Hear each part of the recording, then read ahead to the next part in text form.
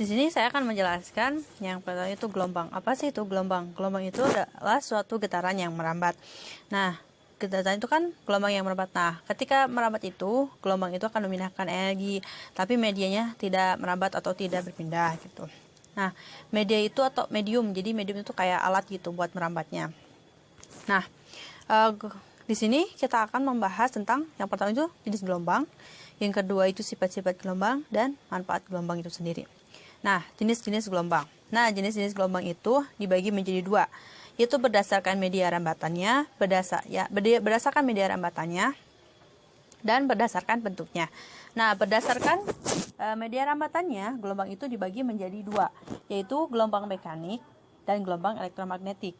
Gelombang mekanik itu yaitu gelombang yang memerlukan medium atau zat untuk merambatnya gitu. Nah, contohnya itu ada gelombang air, gelombang tali, gelombang bunyi.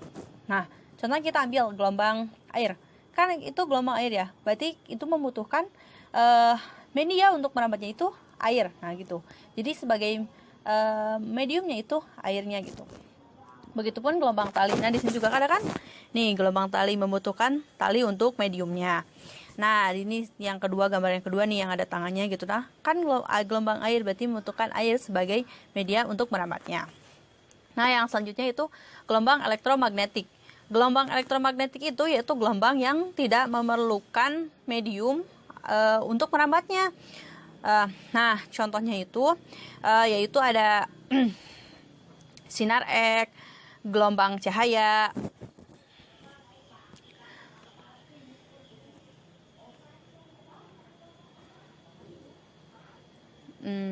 terus gelombang radio. Nah, nih contohnya itu gambar yang ketiga. Nah, yang ini kan gelombang cahaya kita ambilnya. Gelombang kan matahari itu jauh ya, terus melewati merambat sampai ke bumi gitu. Dia kan merebutnya itu tanpa medium gitu. Nah, dari matahari kan jauh ya ke bumi gitu, sampai melewati ruang angkasa yang hampa, tapi tetap cahayanya sampai ke bumi gitu. Nah, yang selanjutnya yaitu berdasarkan bentuknya. Berdasarkan bentuknya itu dibagi dua, yaitu ada gelombang transversal sama gelombang longitudinal. Nah, gelombang transversal itu arah getaran sama arah rambatnya itu tegak lurus gitu, sama arah ya. Nih. Nah, gelombang transversal juga ini nih bergetarnya itu atas bawah, tapi rambatnya itu dari kiri ke kanan. Nah, atau arah rambatnya tegak lurus gitu. Terus panjang satu gelombangnya itu sebagai jarak antara dua bukitnya. Dua bukit bisa juga terdiri itu dari satu bukit. Nah, ini satu bukit yang atas dan satu lembah yang bawah. Nah, itu berarti satu panjang gelombang. Nah, selanjutnya gelombang longitudinal. Nah, gelombang longitudinal ini yaitu terdiri dari regangan. Yang ini nih, yang ini regangan sama rapatan. Yang ini rapatan. Nah, juga memiliki arah getar yang arah getar rampatnya itu yang sejajar. Nah, yang sejajar gitu. Ada yang Nah, satu gelombang itu didefinisikan sebagai jarak antara pusat rapatan. Nah, yang ini pusat rapatan ataupun pusat ini regangannya. Nah, selanjutnya kita akan membahas sifat-sifat gelombang. Nah, sifat-sifat gelombang. Yang pertama itu gelombang itu dapat merambat. Nah, tentu ya kan gelombang juga bisa merambat, kan tadi juga gelombang itu kan itu getaran yang merambat. Nah, yang kedua itu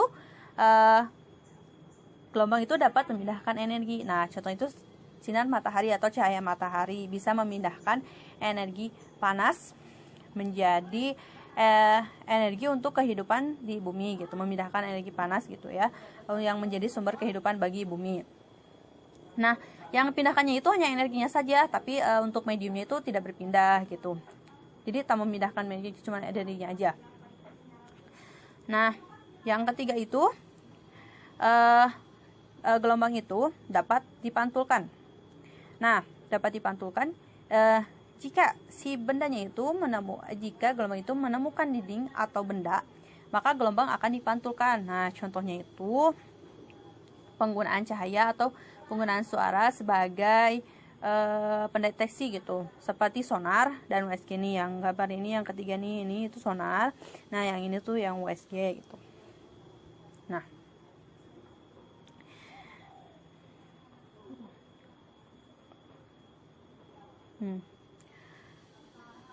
Nah, yang keempat itu benda itu dapat dibiaskan atau refraksi. Nah, gelombang yang melewati media yang berbeda bisa dibiaskan ataupun dibelokkan. Nah, ini gitu ya. Ini yang ini pulpen yang ada di dalam piring ya. Nah, itu kayak ada pembatasnya, itu yang disebut dengan refraksi. Nah, yang selanjutnya sifat gelombang itu yang kelima itu bersifat difraksi. Nah, jika itu gelombang itu bisa berubah arahnya jika bertemu penghalang yang memiliki celah. Nah, ini yang gambar laut. Nah, kan celah kecilnya ini ada ya di tengahnya. Ombaknya kan datangnya sejajar gitu ya. Nah, kemudian ketika melewati celah yang kecil itu, ombaknya jadi sedikit gitu ya gelombangnya tuh. Nah, itu kan dipraktikan jadi berubah arahnya gitu. Nah, yang terakhir itu dua atau lebih gelombang bisa saling menguatkan atau saling menghilangkan jika digabungkan. Nah, itu yang gelombang itu bersifat itu interferensi gelombang. Nah, yang ini ya, gelombang itu interferensi. Nah, yang selanjutnya yaitu manfaat gelombang. Nah, manfaat gelombang yang pertama itu yaitu gelombang laut ya. Gelombang laut itu bisa digunakan sebagai pembangkit listrik. Nah, ini ya contohnya. Nah, yang kedua, gelombang cahaya matahari. Gelombang ini bisa digunakan sebagai pembangkit listrik.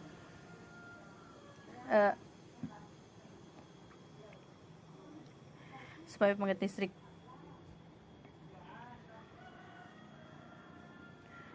Nah, ini masuk, cahaya matahari ini masuk kepada soal-soal ini, penem gambar di sini. Nah, akan memanaskan cairan nih. Nah, itu ya di sana kan mengeluarkan listrik. Nah, itu atau yang bisa juga digunakan untuk proses fotosintesis tumbuhan. Nah, itu gelombang cahaya ya. Nah, yang paling modern itu yaitu gelombang mikro. Nah, gelombang mikro itu kebanyakan di kita itu sekarang pakai microwave ya, bisa digunakan untuk memasak nasi, untuk memasak gitu. Contohnya microwave.